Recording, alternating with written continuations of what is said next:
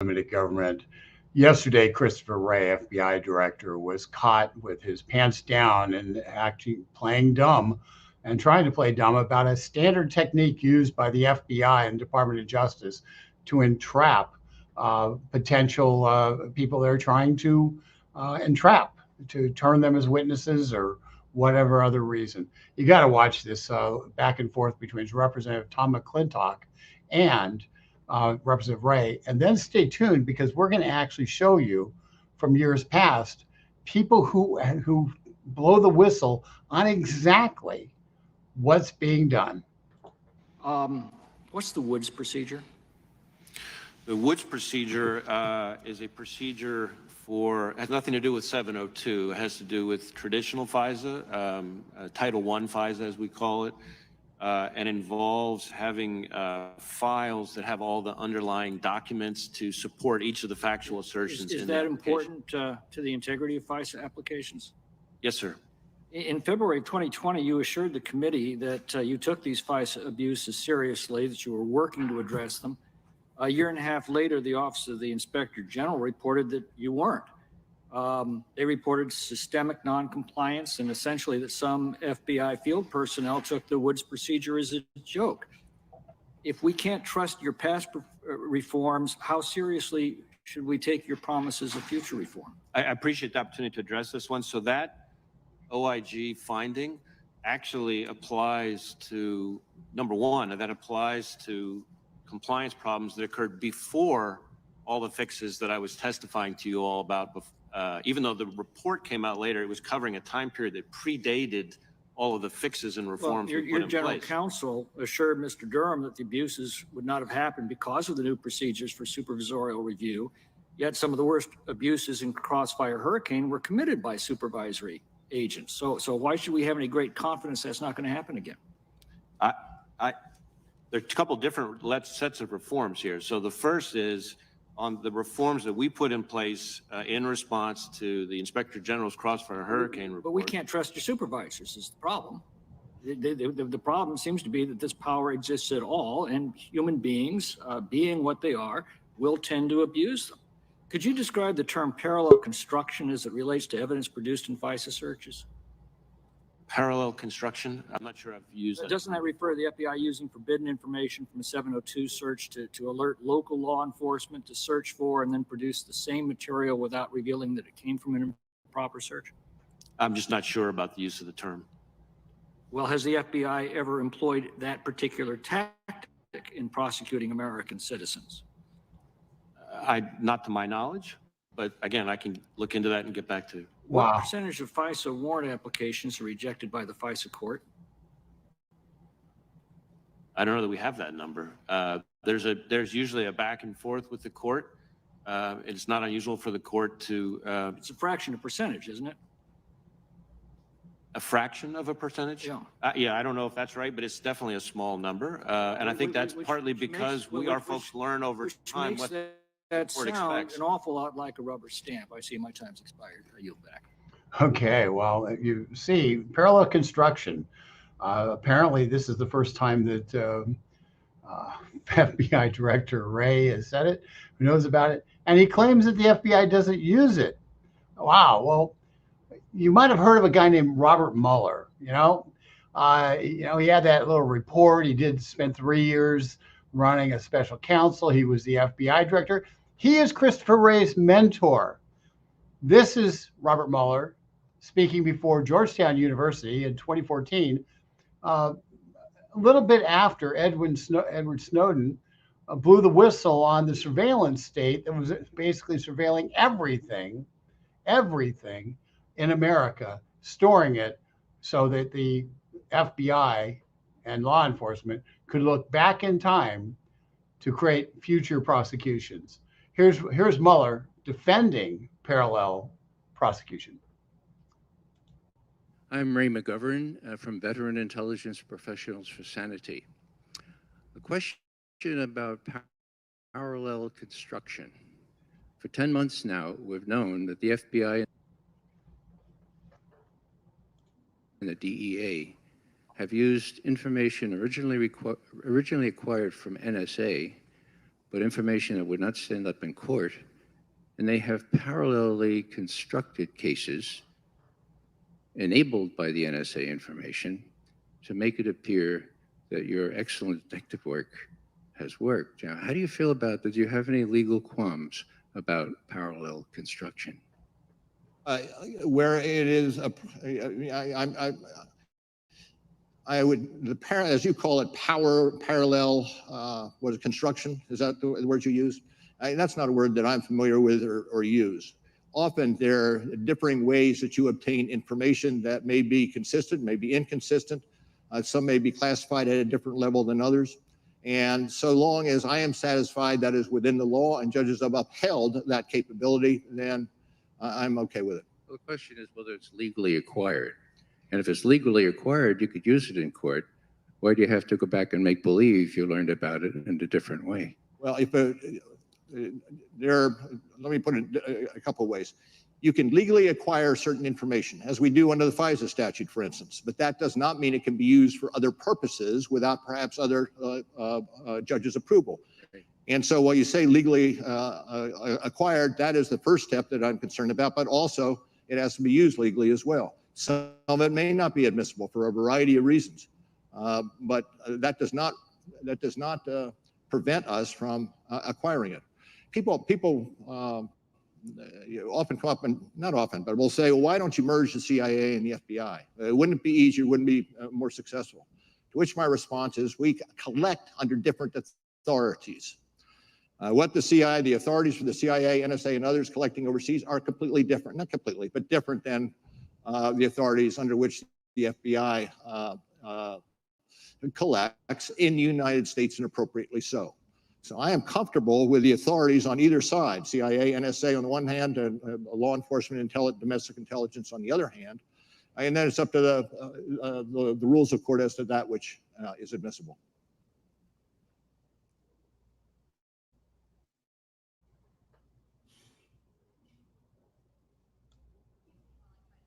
Surely.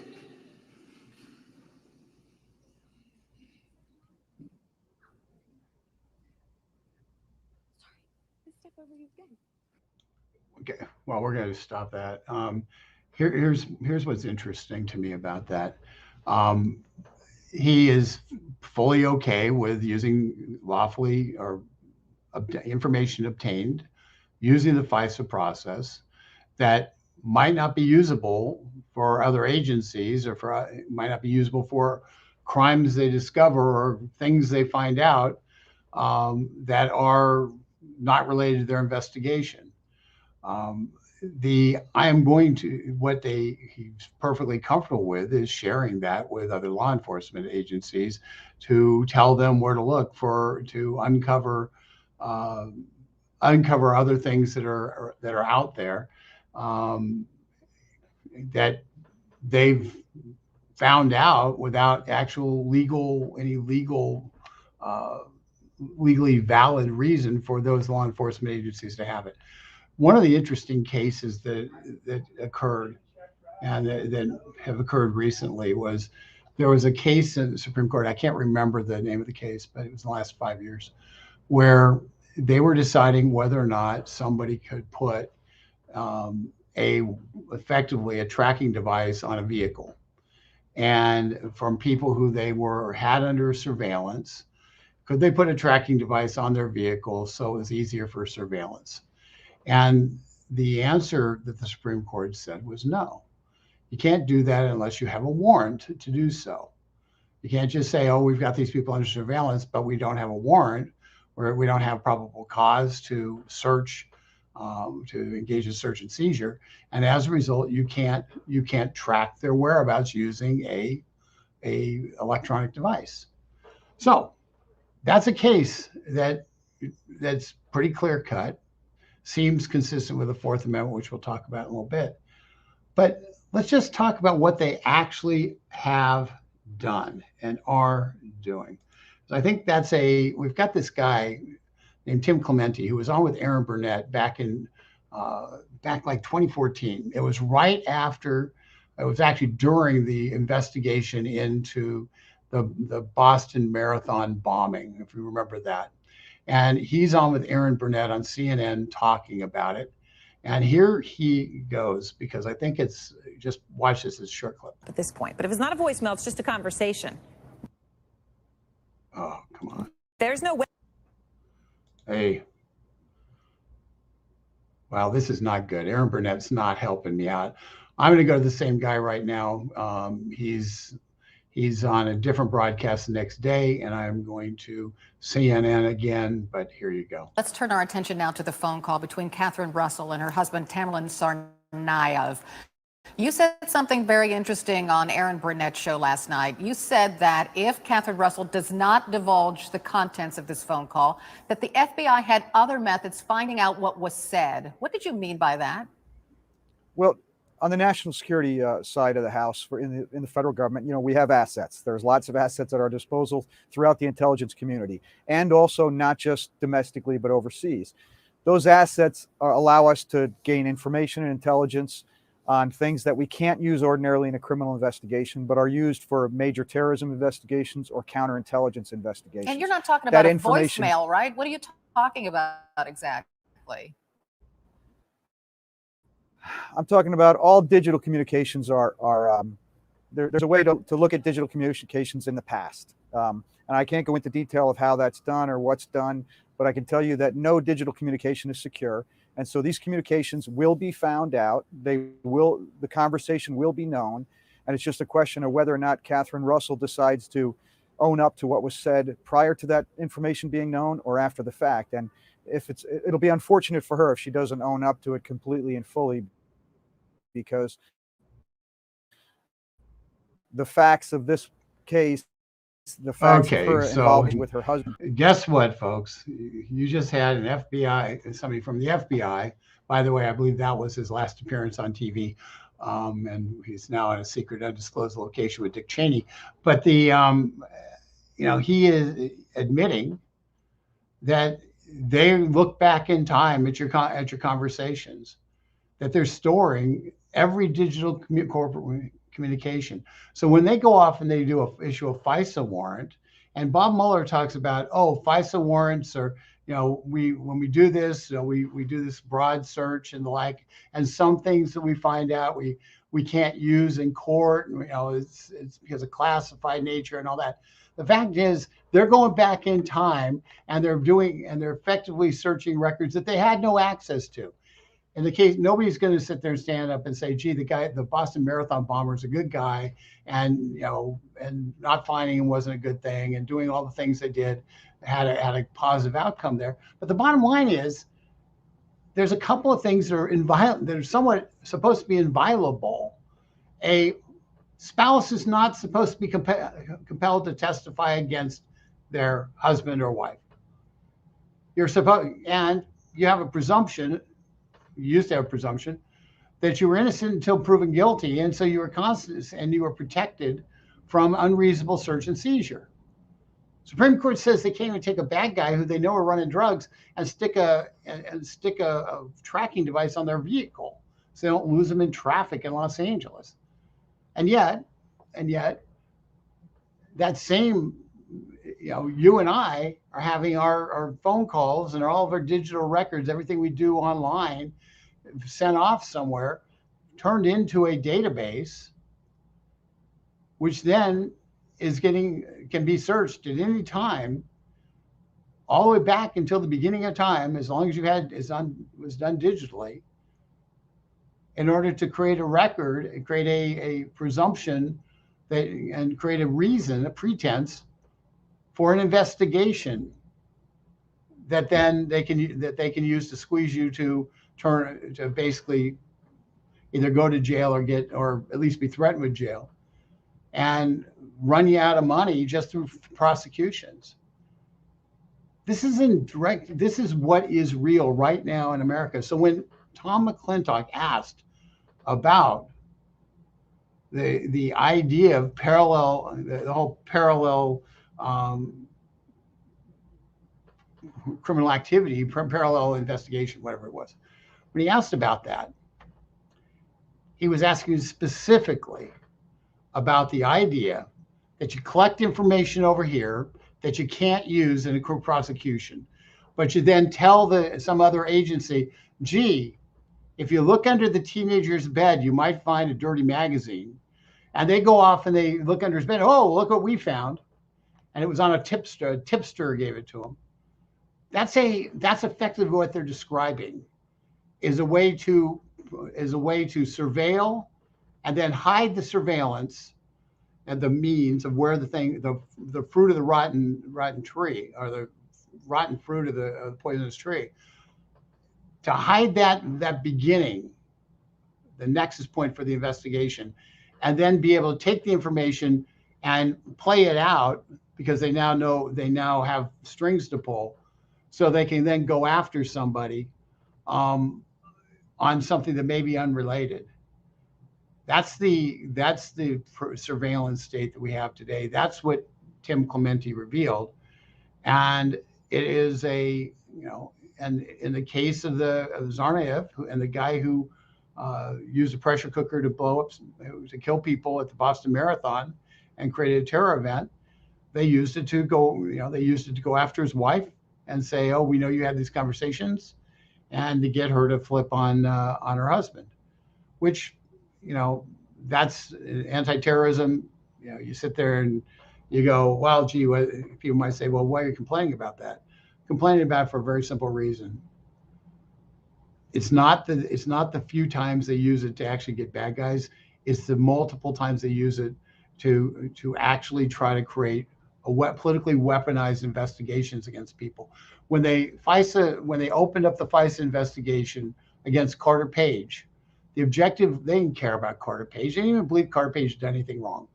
They knew everything that they were reasons were all garbage. They opened up the FISA investigation so they could get inside the Trump campaign. So they have an excuse to do the digital surveillance on hundreds of people who Carter Page had communicated with in the Trump campaign. We don't know if they issued any other FISA warrants to Trump officials, because we found out by accident that the Carter Page one existed at all. So let's just be clear. This is a wholesale invasion of our capacity to exist, our capacity to have freedom in this country, and the Fourth Amendment. And I'm just going to remind people what this little known amendment that seems to be will be a revelation to our good friends at the FBI. But the Fourth Amendment is simple.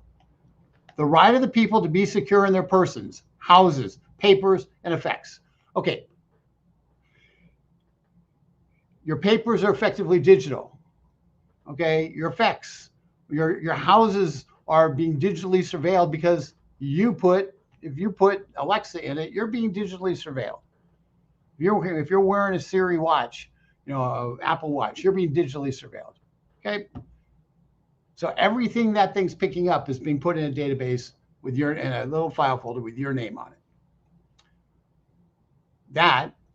So what are you protected against? The right of the people to be secure in their persons, houses, papers, and effects, against unreasonable searches and seizures. Well, it is an unreasonable search and seizure to just collect all data on everybody about everything, and then say we're going to store it in case we want to investigate that person in the future. That's an unreasonable search and seizure under all pretense of the law. Shall not be violated. No warrant shall issue, but upon probable cause. So effectively, you get searched with no warrant and no probable cause, supported by oath or affirmation, which means somebody has to actually provide some proof that there is probable cause. It isn't just somebody making it up from law enforcement, and particularly describing the place to be searched and the persons and things to be seized. Well, particularly describing the place to be searched. Well, guess what? The place to be searched is Earth, and the persons or things to be seized are anything they want that they discover along the pathway of mass surveillance. So that's the surveillance state. It was rolled out. McClintock, by forcing Wray to deal with parallel prosecutions and then say, oh, like Mueller did, oh, no, I don't know about that term.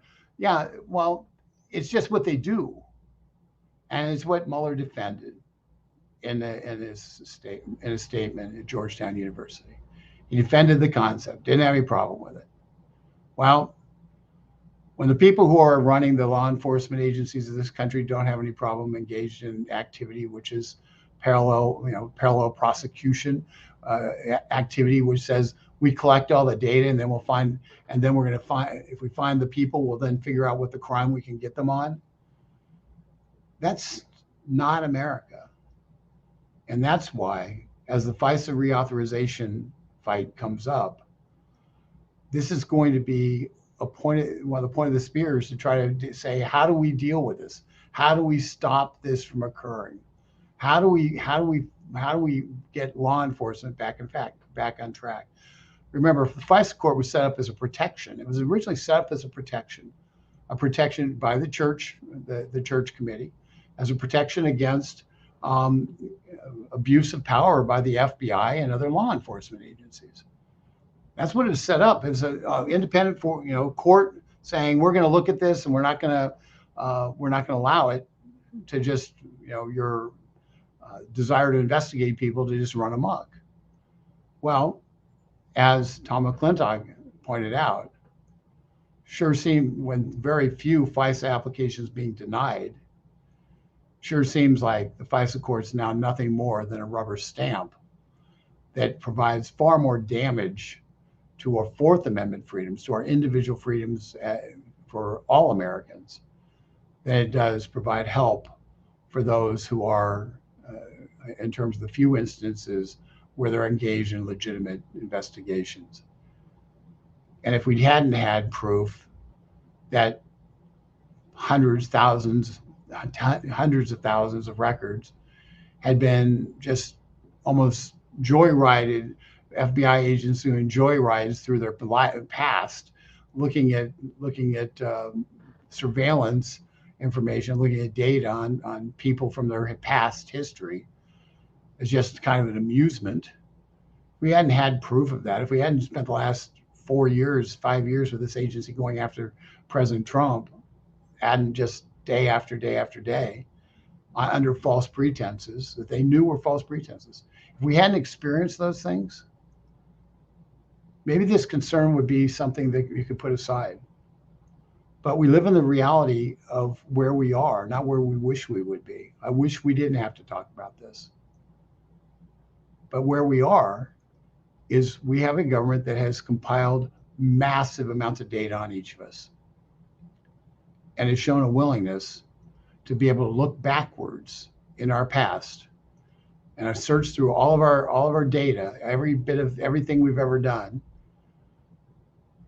online anyway, using digital resources anyway, look through everything backwards in order to prosecute us in the future. That's a dangerous FBI. That's a dangerous Department of Justice.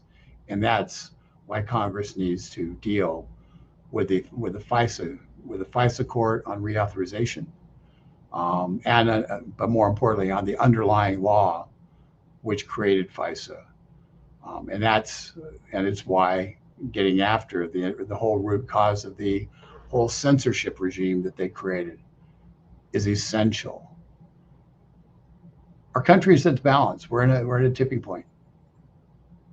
And in showing you some clips from the past, I hope you're now aware that this is not new.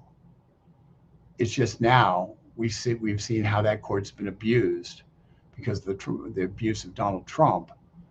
And we now have the capacity to put the case together to show why our personal security is significantly impacted by a system that allows random searches through our lives in an attempt to find something we said or did wrong.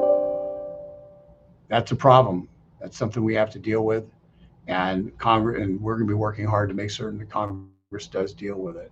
I'm going to go to the questions here. Let's see where we are. And I understand this is a tough issue, but it's an issue that we have to get right. Should the Patriot Act be authorized by the next president? I wouldn't. I'd strip it down. There was a suggestion by somebody yesterday in the chat that I have to look at more, but I will tell you, it made some sense to me. The FBI wants a building bigger than the Pentagon to house all of its various missions and things. I think breaking up the FBI is a great idea. They have a lot of things that they're doing that are important, but they're too damn big, they're too darn powerful, and they need to be brought to heel.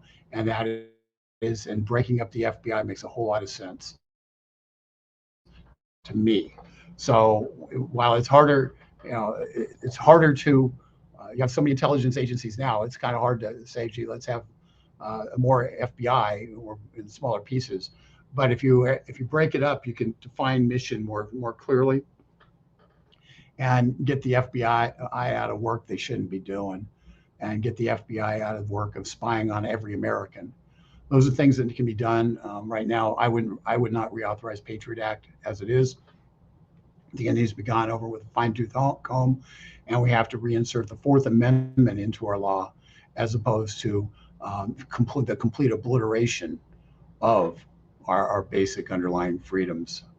Let's see here. Patriot Act was the way FISA was perverted to tear down the wall between the intelligence and law enforcement. Yeah, that is correct. I'm sure Robert was the one who put that in there. Let's see here. Betsy Burns. She's talking to Florida girl. At Florida girl, my family friends think I'm silly because I don't take my phone with me. They say, "What if you need help?" Betsy, I'm going to tell you, yeah, the phone is a surveillance device, and I understand being torn between those two values. There is value, at some level. If you're getting a car crash, it's a snowy day, and you're getting a car crash, and you're in a remote area, and they try to find you, having a phone to be able to call and say, "Hey, I need help," is valuable. On the other hand, I tend to try to buy vehicles that don't have tracking devices built into the vehicles for personal security reasons, and but the phones themselves are tracking devices, and they're listening devices, and having the convenience of being able to say woman's name with an A, starts with an A. I don't want to trigger anybody's listening devices, and have them turn on music is a convenience. The problem is Jeff Bezos is listening, and if Jeff Bezos is listening, so is the FBI. So let's go on. And Mike, thanks for joining us again. Our laws are being violated by Democrats. How can the investigation be done by the Secret Service when they too, by law, considered to be suspects as they dwell among the White House? Sham investigations, period. Okay, I assume this is a conversation about the cocaine. It is. Listen, here's what I know. Okay, I'm just going to tell you what I know on this. I contacted somebody who I trust, who has extraordinarily reliable sources inside the Secret Service. And this is not somebody you guys would know in person's reporter, actually. And I was told that the cocaine was found by Cubbies, and that was in the West Wing, sort of the last story they landed on. And as I was talking about that with my wife, she goes, "Well, of course that's what she was told. It's the last story they've settled on, and they're not gonna, and that's what they're gonna tell you, is that whatever the last story was. But that doesn't mean it's true." And my wife was exactly right, 100% right. So ultimately, the fact that the Secret Service came with 4 different locations, at least with the White House spokespeople came up with 4 different locations where it was found, remains the most troubling part of this case, because it tells you that there were scrambling from the beginning, and there were lies from the beginning about it. And when you control all the information, and you have to change some primary facts 3 separate times, there's reason to believe the primary facts being provided aren't true. Let's see here. Michael, okay, here's us again. Michael, these abuses surveillance span for about 20 years, but really for a lot longer. FISA was passed in the 70s because of these decades-long abuses. True. I'm going to go Florida girl. Auto insurance companies want you to download an app to your phone so you can get a discount on the renewal policy. Baghdad is just more tracking and tracing every move you make. Well, that is 100% true. That is, everybody has an interest, and gee, we're going, 40 miles an hour in a 35, and so you're not going to get the same discount as somebody who went 35 from an auto insurance company perspective. But the other reason why the tracking matters is because a lot of states, because they're pushing so hard to get electric vehicles, they have a problem. Our road systems are funded by gas taxes, and electric vehicles don't pay gas taxes. And yet they do more damage to our roads because they're heavier. So they're heavyweight vehicles that do more damage to our roads and bridges than regular gas-powered vehicles. And they're not paying anything to pay for the replacement of those of the roads and bridges. And so a lot of states have come up with an idea, and I think Oregon just passed something like this, where they're essentially they're taking the GPS tracking that they're putting in the cars, and they're tracking them, and then they're sending them, and then they're going to tax them based on miles driven from the GPS trackers that they're sticking inside the vehicles. So the government has an affirmative use for those GPS trackers now, beyond just knowing where you are. And I just refer people to an old movie with Will Smith and Gene Hackman called Enemy of the State, which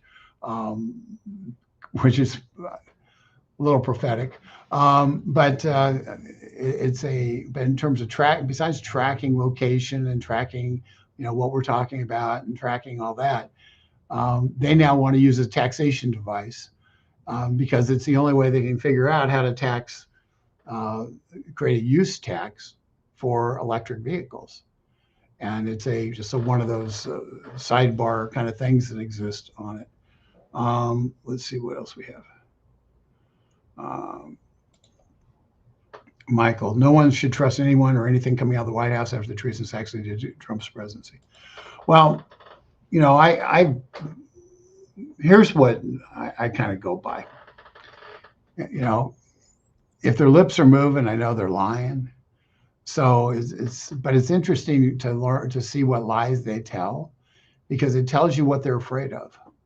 It gives you insight into the things you can. It's not just what people tell you the truth about; it's what they won't tell you the truth about that matters, because it tells you what they're afraid of, what they don't want to answer, the places they don't want to have buttons pushed. They don't want to have information being, focused on certain things, and so that's one of those things where I often will use what they tell me by what they won't tell me as being a clue to where you should go to find out what's true and what's not.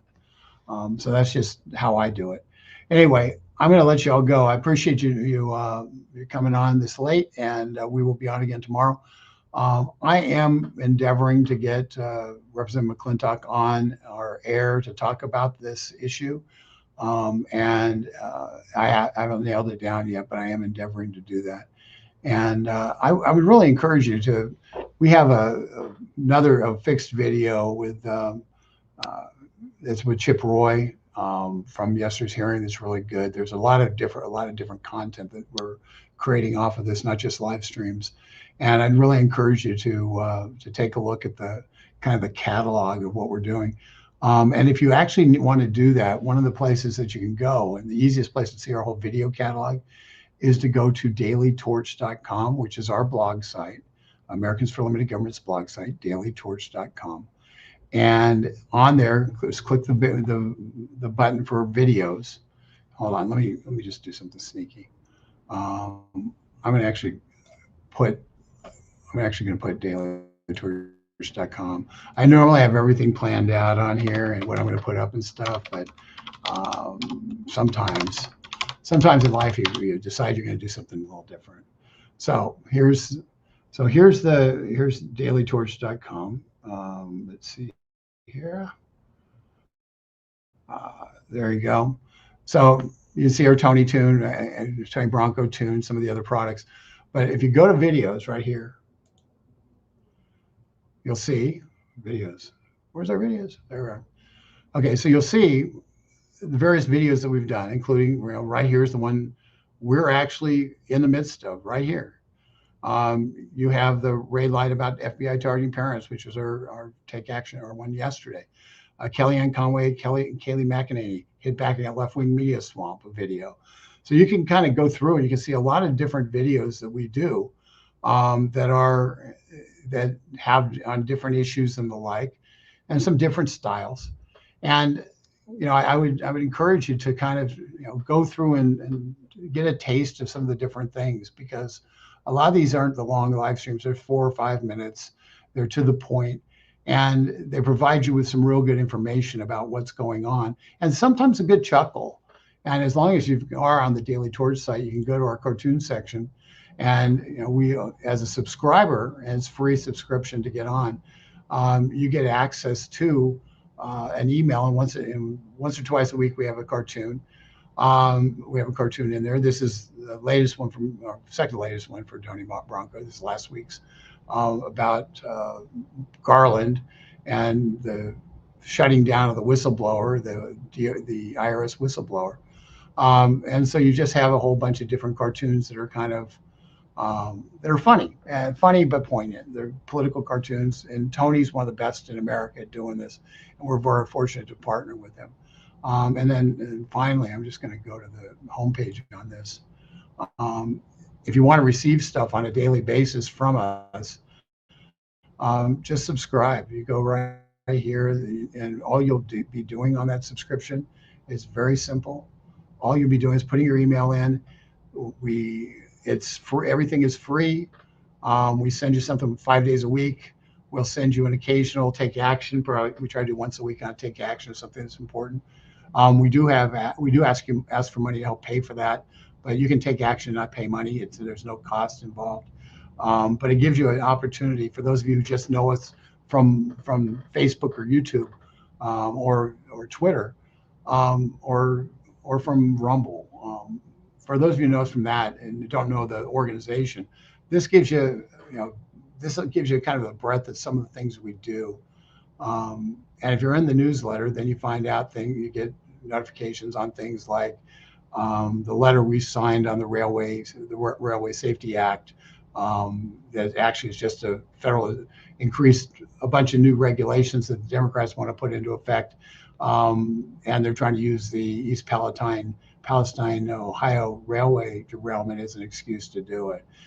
There's a whole series of different things that you'll be getting on a whole bunch of different topics. So Americans for Limited Government does a lot. We are constantly, our fingers on the pulse on a whole bunch of different issues, and we're fighting in Congress for a number of different issues, including trying to keep the federal government from taking over local zoning laws, which the Biden administration is is doing a regulation right now, attempting to reestablish that.